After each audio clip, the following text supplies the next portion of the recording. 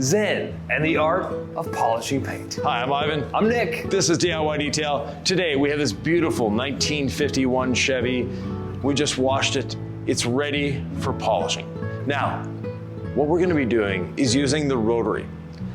Many of you out there are used to using a DA. When this truck first came on the road, the DA wasn't even thought of yet, never mind available. Look, the Rotary polisher has a very smooth movement. It goes in one direction. The paint really loves that. The gloss is amazing. My ears love that. My hands love that. It's just a smooth Zen experience from start to finish. Right. Nick in his hand has our corded Rotary, and I have our cord-free Rotary. They both do the same job. They're both easy. Our shop, unfortunately, has an electrical problem, so we can only plug one in. So that's why we have one battery, one corded. And the corded is just as good as the battery. The battery is just as good as the corded. They both do the same job. One reason that you really want to go for the Rotary on a classic car, Ivan, we're here to preserve this paint. It's what, 70 plus years old? This has been repainted. It's been repainted, but when I look at an older vehicle, I'm like, all I want to do is focus on shine and preserving it. Yes. I'm not going after any deep scratches. And with the jeweling pad and the Rotary, that's exactly what's going to happen. Yeah, and there's no deep scratches on this vehicle to go after anyways. Right. We just washed it and just had a fun time washing it. You'll see that video down below. But it's just a beautiful truck. We're gonna amp up the gloss just a little bit and then add a ceramic coating. So where do we start? Start by cleaning your pad and putting some polish on. Okay. Bit of rinseless wash on the pad. Bring it up to the pad washer. Speed 1.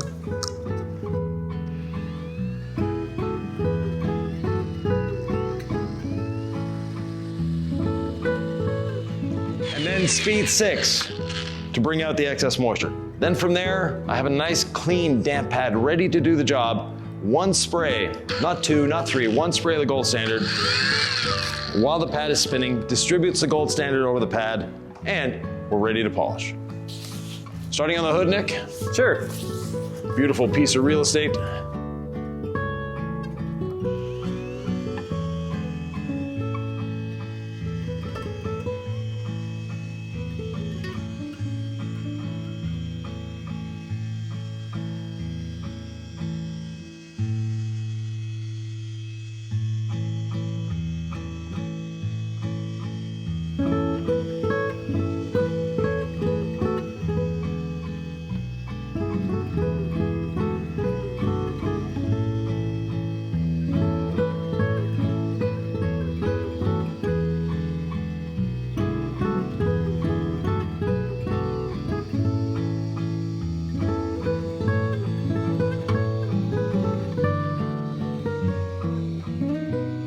I just lifted the hood because I want to get a separation here. I don't want my pad running up against the fender sideways, so just that little gap. So sometimes opening up. Our polish does not sling, so we don't have a problem getting polish in on the engine, not a worry.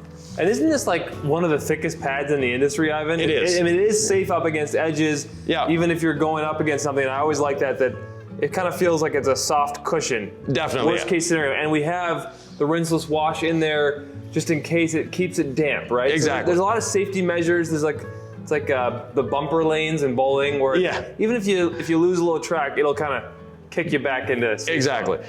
We're trying to be as safe as possible, and that's how we've designed the system.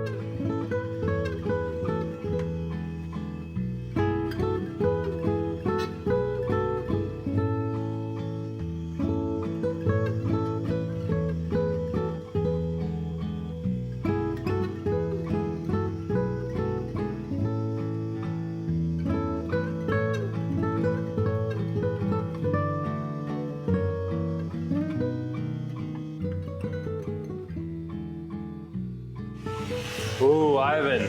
Now we get to look at the hood and get a little easier access with the polisher. Right, so 235 cubic inch, straight 6, single barrel carburetor. Just a nice, simple engine. So let's go over some simple rotary techniques, because I noticed, I'm like, all right, I've been doing this for 8 years now. I've polished a lot of rotary vehicles, but some people out there haven't. Other people have polished way more than me, but I'm like, I have a lot of experience, and I remember that I didn't know what I was doing at first. Yeah. And the techniques that I think about, and go ahead and chime in, is flat pad, speed 1. I'm looking for nice, even patterns. You can kind of tell when your pad isn't even, so I'm just trying to keep it as flat as I can. Usually that means a wrist adjustment, a panel adjustment, whatever. Yeah. Always just trying to keep this flat and kind of going with the flow of the curve. Right. No pressure at all. Don't try to manhandle the tool. Right. You're guiding the tool. And when you look at it that way, that you're just guiding the tool, it becomes easier. The less you hold on to the tool, the easier it's going to be. If you have a death grip on the tool, it's going to sound like this. So this is how we normally use it. You notice I've got 2 fingers on the tool. But if I do this, the sound changes. And then it's hard to do that. So the less you hold on to the tool, the better it's going to be. Well, and I've even seen you teach people, and they've watched the videos, and even they need coaching in person. Right. What are the big mistakes they make, even after they've watched the videos? They've bought our rotary, Yeah. they bought the jeweling pad, gold standard polish, rinseless wash, pad washer, and Everything you're is still there. noticing that they're doing it wrong. What are the big mistakes? Not doing it wrong, but they can use a little adjustment. So first of all, not using the trigger lock. Always use the trigger lock. And that's this red button right here. Exactly. So you pull the trigger, hold the trigger lock Just like in. this. Yeah. Now I don't have to do anything and it's moving. Right. Now you're not locking your wrist up, because if you're having to hold that trigger, you're locking your wrist up. Yep. So that your range of movement is a lot less. Whereas if you just hold it with 2 fingers like this, your range of movement is infinite. And you like to cradle underneath, I like to have a finger on either side, it really makes no difference. Both of us are barely holding onto the tool. And know the tool is not going to run away on you. It's not this big mean machine that people make the rotary out to be. Well, when you told me we were doing rotary, I was like, yes. Yeah. Because I really love this tool. It's my favorite combo. Yeah. It really is. I love app too on the, that's another step of the process before Right. the ceramic coat, adhesion promoter polish, but it's still the jeweling pad, so maybe I'll just love this pad. Yeah, the pad is different, and people have said, I've used a rotary, it doesn't work for me. We asked them what pad we're using. Oh, I use this brand's pad. The pad was specifically designed for this. First thing, it's a waffle surface. This waffle surface doesn't look like much, but it makes the world of difference in how the rotary performs. Secondly, as Nick mentioned, this is the thickest pad in the industry at 1.25 inches thick. Then the engineering of the foam, it's designed for this. It's designed to be really, really soft, compliant, it follows, and we always start with a damp, clean pad. A dry pad will be stiffer. It won't follow the contours as easily. It's not as pleasant to use. Finally, how do we know when to clean the pad? I can get there with feel. I know when my polish starts to look different, that it maybe gets a little grabbier on the surface. That's when I like to clean, but do you have an official, Ivan, clean your pad when? Never put clean polish on a dirty pad, first of all. So when you're thinking, I have to renew the polish, clean your pad. Because there's also the temptation, if I ever have a drip mark out of the mirror and like I get some rinseless wash dripping on, I'm like, oh, it's a fresh pad now. I got more rinseless on. Let's keep going. Like, no. I know how people think because I think that way. Yeah, so a 2 foot by 2 foot section is what you should really be considering as your area. Now, you can make it smaller, you can make it larger. You'll notice I did the whole hood without cleaning my pad. The reason is the vehicle is very clean, no contamination on it.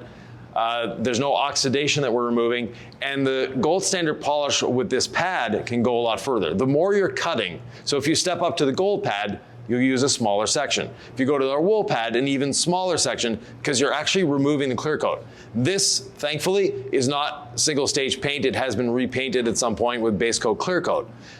If it were single stage, that would be fine as well, but it's just easier to polish clear coat. But the thing when you're polishing clear coat is you don't see it accumulating on your pad. If this were single stage paint and it weren't red, because on the red pad we wouldn't see it too much, but if we're using our gold pad, the pad would turn red immediately. And as a detailer, you have that reflex of, oh, my pad is red, I need to clean it. When you're dealing with clear coat, you get as much clear coat accumulating on your pad as if you had that color transfer. It's just you don't see that color transfer. You don't see it, which is why I talk about feel. Right. I mean, what you can see is really important too on your pad or whatever, but on the paint. Yeah. You're still getting those even half circle patterns. That's good news. If it starts to look kind of clumpy, if this starts to feel grabby, that's another indication. Yeah. You better clean your pad. It's time. Exactly. If anything isn't feeling like it did when you first put the pad to the paint, it's time to clean your pad. Shall we? Yes, sir. Now I have a 6-inch pad, and this is less than a 6-inch space. So I've had to put my polisher up on a bit of an angle to get in there. That's not a problem because I'm not putting pressure on it. I'm just letting it glide across the surface. And that semicircle pattern that Nick was talking about, we see very easily right here. Yeah. That's what we're after. So I did half with the pad tilted in this way. I did the other half with the pad tilted in that way. Very simple, we can get there. If you noticed before, I was polishing around the emblem. We have polish all in around the emblem without a problem. The 6-inch pad can get into places where a 3-inch pad can't. Interestingly, the Rotary has been used for cutting. You know, in a lot of body shops, in a lot of settings, you'll see guys with big wool pads and you want to cut with the Rotary, fine, if you want to. That's not necessarily the way we teach it. We typically teach to finish with the Rotary on speed 1. I love it for edge work. Yes. You could use it for edge work if you were trying to cut out defects too, but I love it for edge work because you can just safely get into all these spots. And what we're doing with the polishing step, Ivan, is we're deep cleaning the paint. Right. So I just know that even if I'm not cutting out every little imperfection, I'm deeply cleaning into all my edges safely. Again, my favorite tool pad combo. Yeah, off we go.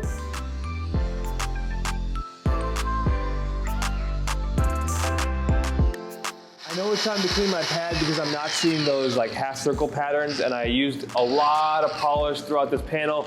I went down into here. I didn't like what I was seeing on the paint. It just started to look a little splotchy and uneven. I'm gonna clean the pad and get back to it.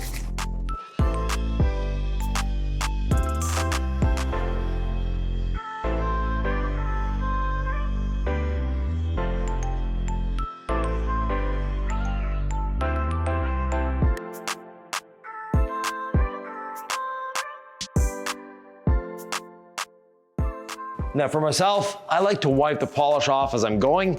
Nick likes to leave the polish on the surface. There's no right or wrong way here. But I like to see what I've done, if I need to come back and touch something up, and at the same time, it changes my muscle movements. So I polish for a while, I wipe off for a while. It helps relax the body a little bit. You've got the top of the fender done, Nick? Top of the fender is all done, yeah. Okay, so I can put the hood back down. Couple sprays of rinseless on the pad, and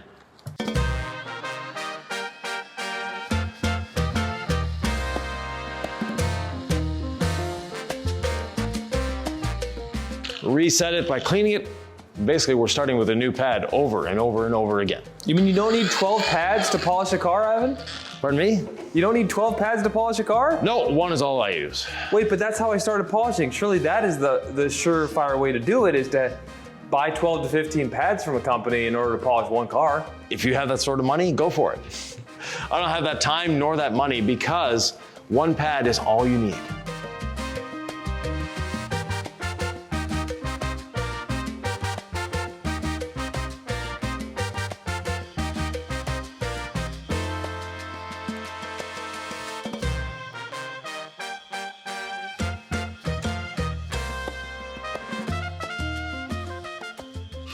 This is a clear coat paint, as we've mentioned before, and ways of telling, the easiest way is when you start polishing. You'll see it on your pad. Other ways, we can tell it's been repainted because of a few little things. Around here, we can see it's been wet sanded all through here, but they didn't sand and polish there, and we have a bit of orange peel.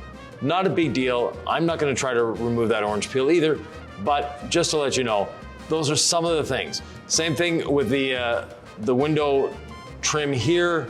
It has a bit of orange peel on it. I'm not worried about that. The owner of this truck is actually sitting right over there, and to him, the truck is already perfect. We're not going to point out any of the defects to him because that would take away the fun of the truck. And at the same time, when the owner is happy with the truck, you don't need to go much further than that. Now, in this case, we are going to clean it up. We are cleaning it up. There are things like a bit of wax residue in this crack here.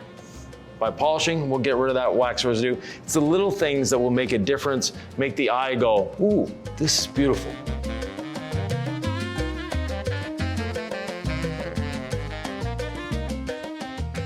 In an area like this, it's very easy for the pad to come down and hit this bed rail. And if it hit the bed rail, the pad itself is not a problem, it's the backing plate. We don't want that happening. An easy way to gauge it and to make sure that you're not going to do anything is this. Put your machine and put your fingers on the bed rail.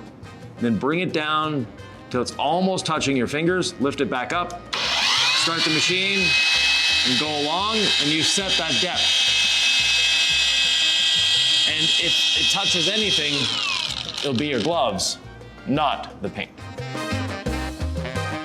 Yvan, I'm trying to zen out here, but I'm worried that I'm just gonna run my polisher backing plate into all these intricate curves. Like, these are different than what I'm used to on a regular car. This has a lot more curves than what we're used to, or that you're used to. I've done these before, so. But I'm being very cautious around everything. Yeah. You know, it's like, that's partially experience. It's like, you've been there, you've done that, where the polisher gets away from you and it hits it. Like, I don't want that to happen, so I'm being very careful around every little curve. Yeah, and like I was demonstrating here, using your hand as a gauge, using your fingers as a stopping point, that if it does slip, and it's not gonna hurt your fingers if it does hit, it's not a big deal, but it could do a little damage to the paint. So we're being, like Nick said, extra cautious, doing what we need to do to get it nice and clean and safely.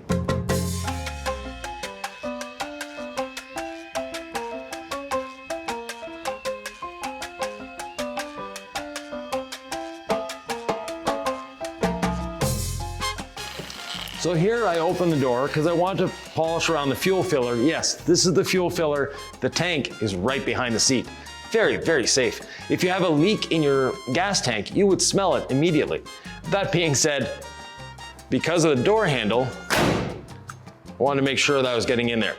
And while I have the door open, I'm gonna do the back side of here because of that gas cap. So little things like that, where you just have to maneuver and think before polishing, and you can get into a lot of places.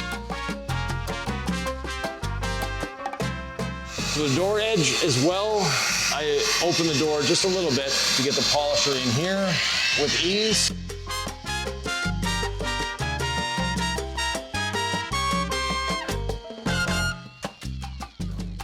Now this is a very interesting thing. People will wonder, why is that there? Well, for the younger crowd, that is there when you had the air conditioning on. Let me turn the air conditioning on. There we go.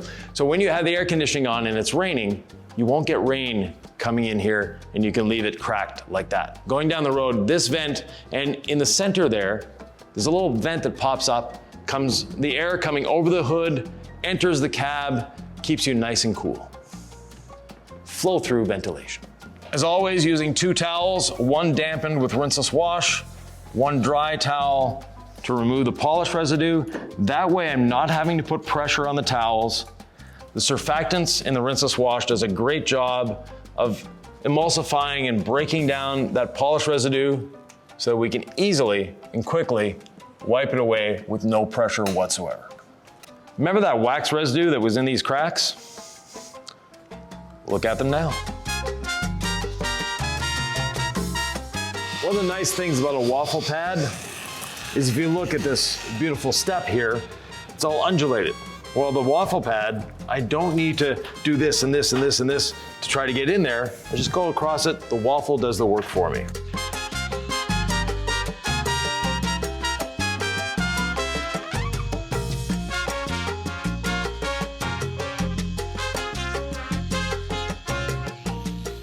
See the nice consistent lines of polish here everywhere, going in and out of that step.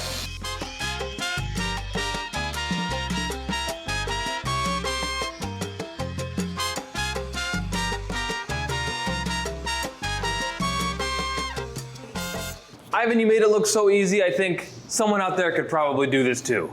You could. It is easy. It's fun. We had a great time with this truck.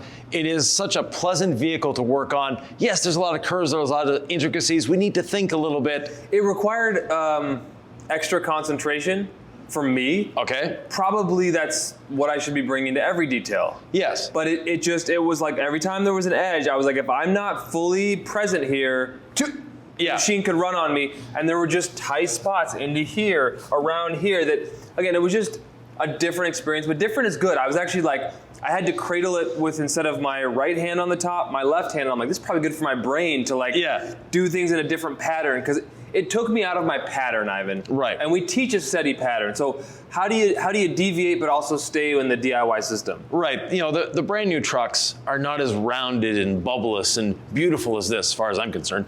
But anyways, you know, there's a lot of little intricacies, little things like this little wing vent here. Right, and I'm gonna get up on here, but I'm not gonna jam the polisher in. Right. It's like steady concentration, balance from the core. Like I just wanted to make sure I just didn't get sloppy with any body movement. Right. So I kind of felt like I was a pro as I was doing that too. So you might feel that as well. If this is the first vehicle you've ever detailed, when you get into a modern car, it's going to be so much easier. That's true. But it's not that it was difficult. Like Nick said, we need to concentrate a little more and think ahead. You know, as you're polishing the door, which is probably the only flat thing on here, and it's not flat, but close to flat, as you're polishing the door, look around you and go, okay, next I'm going to be doing this cab corner. How am I going to attack the cab corner? How am I going to be doing that? So as you're doing the polishing, it's so easy. You don't even need to think as you're polishing. Think ahead. How am I going to get into here? There's the bolt head sticking out and all sorts of little things that we have to be careful of. That's what we need to think about. All right, Ivan, so the bottom line is this was very easy. Yep. It was very enjoyable. Any final thoughts on rotary polishing? If someone's still on the fence out there, hey, rotary causes swirls, it's going to cause holograms, it's going to burn the paint. The user, the person holding the rotary causes swirls, burns paint, and does all these holograms and things like that. With our system, we have a pad that's actually designed for the rotary. It works on a DA, yes, but on a rotary, it just sings. It's beautiful. It's just amazing. And look at the gloss that we have here. This has zero protection on it right now. We haven't put any wax on it. We haven't put a coating yet. That's coming soon. But look at the gloss. Look at the shine that we have. So the paint itself now is ready for the next step. Up close, are there still swirls? Yes. From 5 feet away, does it look amazing? Yes. Yes. That is the beauty of the rotary jeweling pad. If you're using it as a one-step, we are not going after everything to make it perfect. Right. And we see swirls and little scratches in this lighting. Put it outside. This will be a jewel. Nice red ruby jewel. Speaking of a jewel, something that you just want to feast your eyes on, we have another beautiful car that we polished, Ivan. Right here.